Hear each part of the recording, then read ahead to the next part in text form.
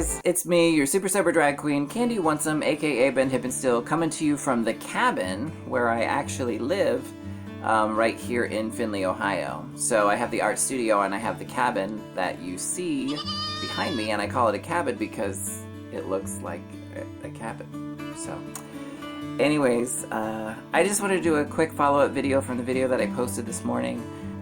First, I want to say thank you for all the kind words of encouragement. I think it's amazing that you guys support me and care about me for what I do and who I am and where I'm going. I thank you so much. A particular thank you to Remy in France. We've known each other for quite a long time, and I think I'm closer to you than I was when I knew you 20 years ago, and you're all the way on the other side of the world, so shout out to you, sister. But I wanted to do this video because I took half a day today from work because I was over-processing, as people in recovery do. And I was thinking about how I described to you guys yesterday how I was apologizing for maybe being intimidating, or maybe if people were intimidated by my self-confidence or my positive outlook. I was laying here relaxing, watching television, and I came to a realization that the person that is intimidated most by me is actually me. So I grew up in my 20s in Dayton, Ohio, and that's where I met a lot of you. And in my heyday in my 20s, that's where I learned how to be a drag queen and how I really got successful for quite a few years. I was one of the it girls in Dayton for a long time, working at many clubs and bars for a long time. When I would go out, either dressed or not dressed, I was always known as Candiwantsome. And I thought that was kind of like the top of the mountain for me. And I did good things back then too. We raised a lot of money for people who needed it, and we did lots of charities, and we helped people and things like that. So I was kind of using my powers for good.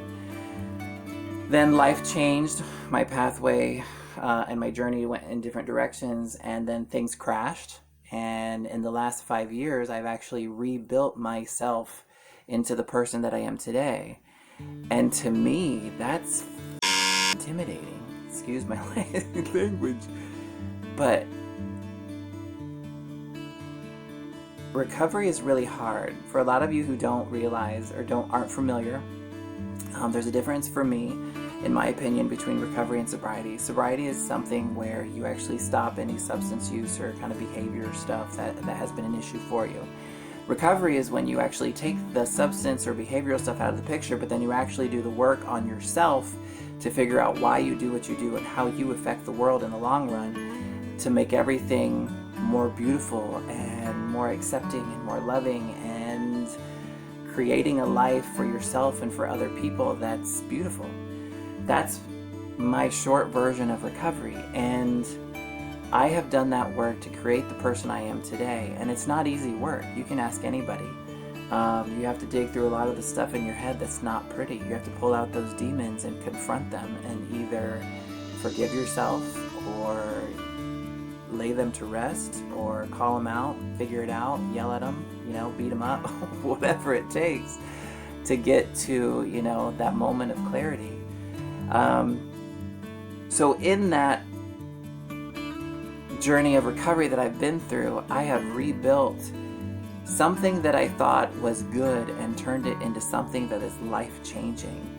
In the old days of Candiwantsome, yes, I was a good person, I did good things. Today, I actually can change lives by putting on a dress, and I never knew that was going to be possible when everything fell apart. I thought that drag was gone forever, and it's not. And so